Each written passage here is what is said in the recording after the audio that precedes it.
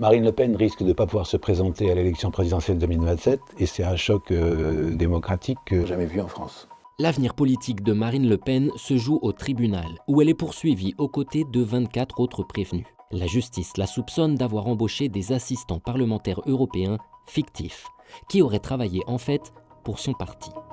Pour elle, le risque majeur, c'est une peine d'inéligibilité, qui l'empêcherait de se présenter à l'élection présidentielle 2027.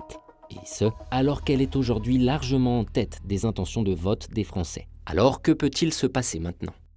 Premier scénario, Marine Le Pen n'est pas condamnée. Personnellement, pour avoir suivi toute l'audience, je n'y crois pas une seconde. Les preuves sont tellement abondantes, à chaque pas, on trouve une trace. Il y a eu presque 10 ans d'enquête, il y a eu des perquisitions, les enquêteurs ont épluché les téléphones des uns et des autres, les ordinateurs, les mails. Du coup, ils ont été obligés, devant les preuves qu'on leur mettait sous le nez, de mentir.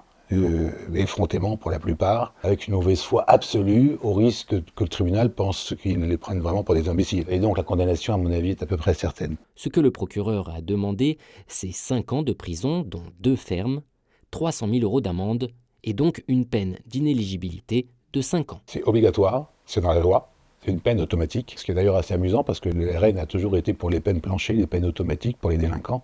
Et là, il se voit appliquer une peine automatique. Mais si on en reste là, Marine Le Pen pourrait quand même espérer se présenter à la présidentielle. Elle pourrait faire appel pour qu'un nouveau procès soit organisé plus tard et que l'application de sa peine soit repoussée. Le tribunal donc va rendre son jugement d'ici février-mars 2025. Si jamais il y a une procédure d'appel, ça sera une bonne année après. Le temps que l'audience se passe, qu'ils rendent leur décision, ça fera au mieux septembre ou octobre 2026. Et si un pourvoi en cassation, on reprend encore 1 an et demi derrière, ce qui fait que l'élection présidentielle 2027 sera passée. Donc s'il n'y a pas d'exécution provisoire, on peut considérer que Marine Le Pen pourrait être candidate en 2027. L'exécution provisoire. C'est là le nœud du problème pour Marine Le Pen. Ça signifie une peine qui s'applique tout de suite, quelle que soit la suite de la procédure. Si elle est prononcée en première instance et surtout qu'elle est confirmée en cas d'appel, la peine d'inéligibilité s'applique immédiatement et Marine Le Pen ne pourrait plus se présenter à aucune élection. Impossible alors pour elle d'être candidate en 2027. L'exécution provisoire n'est pas obligatoire.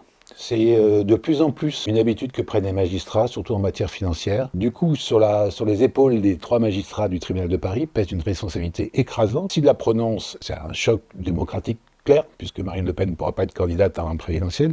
S'ils ne la prononcent pas, on va leur dire, bah oui, c'est parce que c'est Marine Le Pen. Si c'était quelqu'un d'autre, la loi est la même pour tous. Tout le monde est très curieux de savoir ce qu'ils vont finir par décider. Mais ça sera une décision très difficile. En cas de condamnation à une peine d'inéligibilité, il reste donc un seul espoir pour Marine Le Pen. C'est que le tribunal n'ose pas prononcer une exécution provisoire et que la cour d'appel n'ose pas prononcer une exécution provisoire sur le thème « on n'a pas interféré dans les choix politiques des Français ».